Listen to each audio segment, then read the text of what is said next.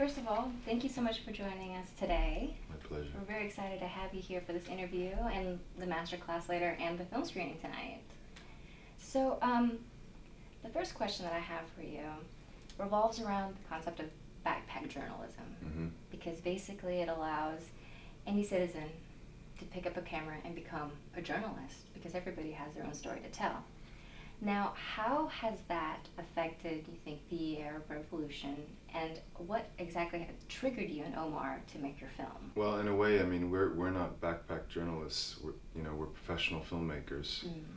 There is a difference, but I would say, for the first part of the question, backpack journalism is really kind of the democratization of image making and storytelling, and I think it had a very big impact on all of the Arab Spring moments, because a lot of time the mainstream media, instead of covering the story in an objective way, is usually trying to spin a story in a certain way, and I think there was a bit of uncertainty in how to spin it.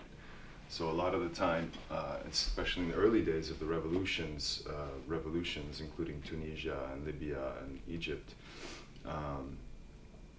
most of the news was getting out to people through YouTube or Twitter, or when the internet was working. But of course, after the internet and after the revolution, even more and more material, and it's still coming out. I mean, we still have various angles on different events that happened, that was or wasn't, covered by the media, mainly not covered by the media particularly well. So people on the ground, people with cell phones, people with cameras. This is what the real eye on the street is. Whether you want to call it journalism or just being an eyewitness to something, certainly had a profound effect on people, because it's really where you go to find the truth, in a sense, is that immediacy.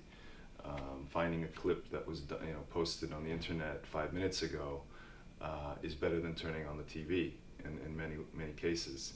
And certainly there were many events that happened that the media just completely ignored, that had profound effect on the revolution and the movement of the revolution, because it really was happening minute by minute. And I noticed when I was filming, it was probably the most photographed revolution in history, because you would have 100,000 people in any given area, and maybe 30 or 40,000 cameras. Everybody's walking around with their cell phone. Of course, you have to wonder, where does all that material go? I would say probably 80% of it is stuff that you just can't really make any kind of heads or tails of. But inside of, obviously, we've seen a lot of clips of protesters being shot and killed, filmed, kind of from afar, or surreptitiously from balconies and stuff like that. So that eyewitness immediacy of events that are probably not particularly appropriate for mainstream media have a place through the internet and through YouTube and things like this. So it's very important that people have cameras, because the cameras really are,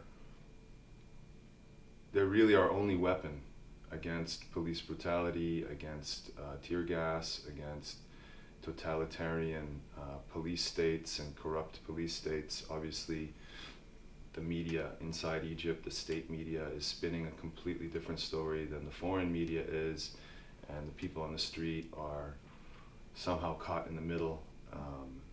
And it's very important that people continue to film, because this is the only way we can catch them doing bad things to people.